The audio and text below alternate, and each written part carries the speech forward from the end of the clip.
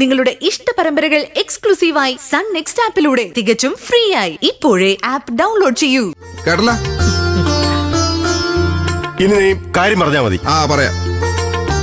അവസാനം നിങ്ങൾ എന്ത് പറഞ്ഞാ പിരിഞ്ഞത്? അങ്ങനെ പ്രത്യേകിച്ചൊന്നും പറഞ്ഞില്ല. ഞാൻ അവളെ ദാസാറിന്റെ വീട്ടിൽ കൊണ്ടുവിട്ടിട്ട് ഇങ്ങോട്ട് പോന്നു.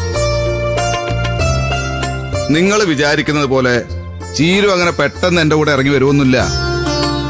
കിട്ടിയ അവസരം ഉപയോഗിച്ച് ഞാൻ അവളെ നിർബന്ധിക്കുകയില്ല. ചീരുവിന് അച്ഛനുമായിട്ടൊക്കെ ആലോചിച്ചിട്ട് ഒരു തീരുമാനത്തിലെത്താൻ പറ്റൂ.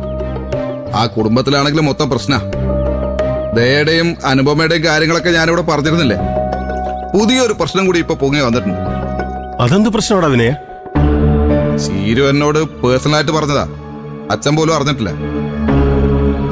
മഞ്ചാടിയില്ലേ, അവളാ ജീവൻ രാജുവായിട്ട് വീണ്ടും അടുപ്പത്തിലാണെന്ന്. അപ്പോ സച്ചി സാറിന്റെ മകനുമായിട്ടുള്ള എൻഗേജ്മെന്റ് അതെന്തായാലും നടക്കില്ല എന്ന് എനിക്ക് നേരത്തെ അറിയാവുന്നതായിരുന്നു. പക്ഷെ ജീവൻ രാജുമായിട്ടുള്ള മഞ്ചാടിയുടെ ഈ അടുപ്പത്തെ കുറിച്ച് അറിയുമ്പോ അച്ഛൻ എങ്ങനെ പ്രതികരിക്കുന്നാണ് അറിയാത്തത്. ഇതിനൊക്കെ ഇടയില് ഞാൻ എങ്ങനെയാ ചീരുവിനോട് വീട്ടിലേക്ക് വരുന്ന കാര്യമൊക്കെ പറയാം? അവളായിട്ട് തന്നെ പറയട്ടെ, ഞാനും കൂടി വിനയേട്ടനോടൊപ്പം വീട്ടിലേക്ക് വരുന്നെന്ന്.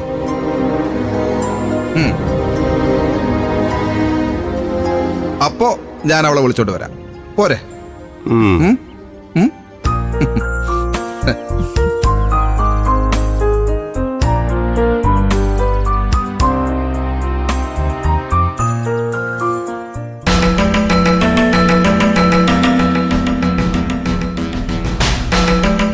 ഏട്ടാ, ഇവൻ എന്തൊക്കെയാ പറയുന്നത്? ഇതൊക്കെ നടക്കുവോ? നടക്കുമായിരിക്കും.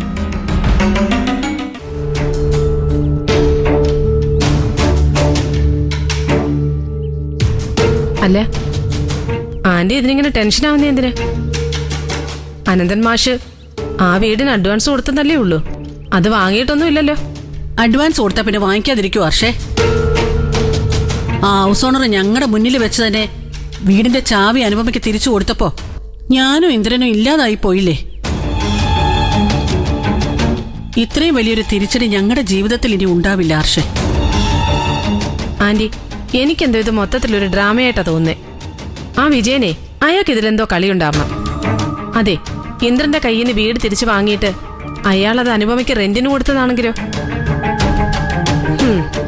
അല്ലാതെ ഒറ്റ ദിവസം കൊണ്ടൊരു വീടിന് വില ഉറപ്പിച്ച് അഡ്വാൻസ് കൊടുക്കാന്നൊക്കെ പറഞ്ഞ അതൊക്കെ നടക്കുന്ന കാര്യമാണോ ആന്റി? അതിപ്പോ ഞങ്ങളെ അമ്പരിപ്പിച്ച കാര്യം തന്നെയാ. പക്ഷേ അഡ്വാൻസ് വാങ്ങിക്കാതെ ഹൗസ് ഓണർ ഇങ്ങനൊരു നാടകത്തിന് കൂട്ടു നിൽക്കൂ? ആ വിജയനെ പോലെ ഒരാള് വിചാരിച്ച ഇതല്ല ഇതിനപ്പുറം നടക്കും ആന്റി. അയാൾക്കാണെങ്കിൽ ഇന്ദ്രനോടും ആന്റിയോടും പണ്ടേ വൈരാഗ്യം ഉണ്ടല്ലോ. മാത്രമല്ല ആ വിജയനെ ദാസാറിന്റെ സഹായിയോ. അപ്പൊ പിന്നെ അനന്തൻ മാഷിനോടും അനുപമയോടും അയാൾക്ക് ഒരു കൂറില്ലാതിരിക്കൂ? പോരാത്തതിന് സത്യനും ശ്യാമും ഒക്കെ വീട് അനുപമയ്ക്ക് റെന്റിന് കൊടുക്കാൻ വേണ്ടി റെക്കമെൻഡ് ചെയ്തിരിക്കാനും സാധ്യതയുണ്ട്. അതിപ്പോ ആ വീട് അനന്തമാഷ് വിലയ്ക്ക് വാങ്ങിക്കാൻ സാധ്യതയില്ലെന്നാണോ നീ പറഞ്ഞു വരുന്നത്? എന്റെ ബലമായ വിശ്വാസം അതാ. അനുപമ വലിയൊരു പ്രതീക്ഷയോടെ വീണ്ടും ഇന്ദ്രന്റെ ജീവിതത്തിലേക്ക് തിരിച്ചു വന്നതല്ലേ. അപ്പൊ പിന്നെ ആ വീട് വിട്ടു പോകുന്നത് മരിക്കുന്നതിന് തുല്യമാണെന്ന് നമുക്ക് തോന്നിക്കാണും. പാവം, കുറച്ചു നാൾ ഇന്ദ്രൻ തിരിച്ചു വരുന്നത് സ്വപ്നം കണ്ട് അവൾ അവിടെ കഴിഞ്ഞോട്ടെ ആന്റി. അവനെ അവളുടെ അടുത്തേക്ക് ഒരിക്കലും തിരിച്ചു പോകാതെ ആന്റി നോക്കിയാൽ മതി. അതിന് ഒരിക്കലും ഉണ്ടാവില്ല ഹർഷേ. വാടക വീട് പൂട്ടി താക്കോല് തിരിച്ചു നൽകിയ ശേഷവും ഇന്ദ്രൻ അനുപമയെ അവന്റെ വീട്ടിലേക്ക് ക്ഷണിച്ചതാ. അതിന് തയ്യാറാവാത്ത അവളുടെ അടുത്തേക്ക് ഇനി അവൻ തിരിച്ചു പോവില്ലെന്ന് എനിക്ക് ഉറപ്പാ. അത് മതി ആന്റി, എനിക്ക് അത് മതി. അവസാന നിമിഷം വേറെ വഴിയില്ലാതെ അവൾ ഇന്ദ്രൻ വിളിച്ച കൂടെ പോകുമെന്നുള്ളൊരു പേടിയായിരുന്നു എനിക്ക്. ഇപ്പൊ ഞാൻ ഹാപ്പിയാ. ഇന്ദ്രൻ ഒഴിഞ്ഞു പോയ ആ വീട്ടില് അനുപമ തനിച്ച് താമസിക്കാന്ന് പറഞ്ഞ രണ്ടാളും എന്നേക്കുമായി പിരിഞ്ഞുവെന്ന് തന്നെ അതിന്റെ അർത്ഥം. എന്തായാലും ആ വാടക വീട്ടിലേക്ക് എന്നെ ആന്റി വിളിച്ചതും എനിക്ക് വേണ്ടി അവളുടെ കയ്യിൽ നിന്ന് തല്ലു വാങ്ങിയതും വെറുതെ ആയില്ല. ഇന്ദ്രന്റെ ഭാര്യയാണെന്ന് അവളുടെ അഹങ്കാരം ഇതോടെ തീർന്നില്ലേ?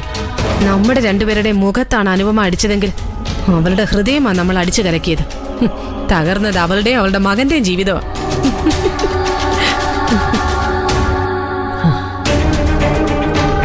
ഇനി എത്രയും വേഗം എന്റെ ഇന്ദ്രനൊരു പുതിയ ജീവിതം ഉണ്ടാവണം.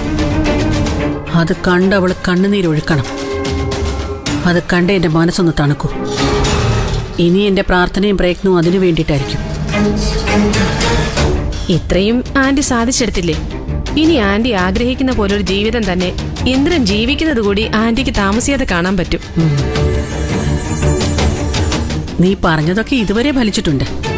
ഈ കാര്യത്തിലും നിന്റെ നാക്ക് പൊന്നാവട്ടെ ഹർഷേ.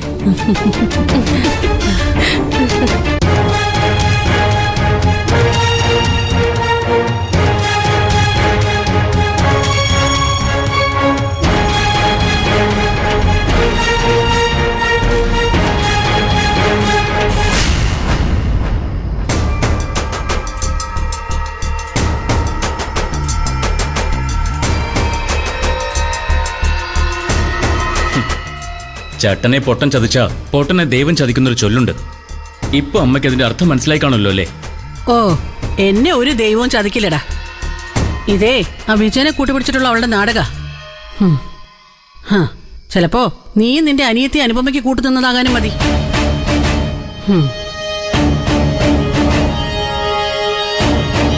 അതെ, അമ്മ ഇപ്പോ അങ്ങനെ ആശ്വസിച്ചോ? പക്ഷെ ഇനി കളി മാറാൻ പോവാ. ആ വീടിന്റെ താക്കോൽ നിങ്ങളുടെ മുൻപിൽ വെച്ച് ഹൗസ് ഓണർ ഏട്ടത്തി ഏൽപ്പിച്ചിട്ടുണ്ടെങ്കിൽ ആ വീടിനെ അവരുടേതാണ്. അതിലാർക്കും ഒരു സംശയവും വേണ്ട. ആ, ഇപ്പോഴും വൈകിട്ടൊന്നുമില്ല.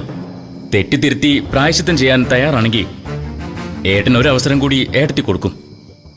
പക്ഷെ അമ്മ ഇനി അങ്ങോട്ടേക്ക് അടുപ്പിക്കാൻ തോന്നുന്നില്ല. നിർത്തടാ ഇരണ്ടം കെട്ടവനെ. അവളുടെ നേരെ ചൂലെടുത്ത് എന്നോടാണോടാ നീ ഇതൊക്കെ പറയുന്നേ? നിന്റെ ഏട്ടനെ അവൾ ഇനി ഒരവസരവും കൊടുക്കണ്ട. അവളുടെ ചീട്ട് എന്നേക്കുമായിട്ട് കീറിയിട്ടാ എന്റെ ഇന്ദ്രൻ ഇങ്ങോട്ട് വന്നത്. അവൻ അവളുടെ വക്കാലത്തും കൊണ്ട് വന്നേക്കുന്നു. ഞാൻ ആരുടെയും വക്കാലത്തുമായിട്ട് ഇറങ്ങിയതൊന്നുമല്ല. ഏടത്തേക്കിനി ഈ കുടുംബത്തിലെ ആരുടെയും സഹായവും ആവശ്യമില്ല. ഞാൻ എന്റെ ഏട്ടനെ രക്ഷിക്കാൻ വേണ്ടി പറഞ്ഞതേ ഉള്ളൂ. മതി സത്യേട്ടാ. സത്യേട്ടന്റെ സഹായം ഇവിടെ ആർക്കും ആവശ്യമില്ലെന്ന് അമ്മ പറഞ്ഞില്ലേ? പിന്നെ എന്തിനാ വീണ്ടും വീണ്ടും അത് തന്നെ പറയുന്നേ? പ്രതിഭേ, ഇത് ഞങ്ങൾ അമ്മയും മക്കളും തമ്മിലുള്ള പ്രശ്നമാണ്. നീ ഇതിൽ ഇടപെടണ്ട. ആവശ്യമില്ലാത്ത ഓരോന്നും പറഞ്ഞുണ്ടാക്കി ഏട്ടനെ തെറ്റിദ്ധരിപ്പിച്ചത് ഈ അമ്മയാ. ഏട്ടനെ ഏട്ടനും തമ്മിൽ അകറ്റിയത് അത് ഞാൻ ചോദ്യം ചെയ്തില്ലെങ്കിൽ പിന്നെ ആരാ ഇവിടെ ചോദ്യം ചെയ്യാ? വെറുതെ എന്റെ കയ്യിൽ നിന്ന് വാങ്ങിക്കണ്ട. നീ വിളിച്ചോണ്ട് പോടി നിന്റെ കെട്ടിയോനെ. സത്യേട്ടാ, ദയവ് ചെയ്തോ നിങ്ങൾ വാ പ്ലീസ്. ആ ദേ, ഏട്ടൻ വരുന്നുണ്ട്.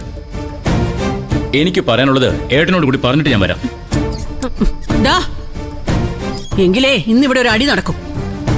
അല്ലെങ്കിൽ തന്നെ അവൻ കലിമൂത്ത് നിൽക്കുക.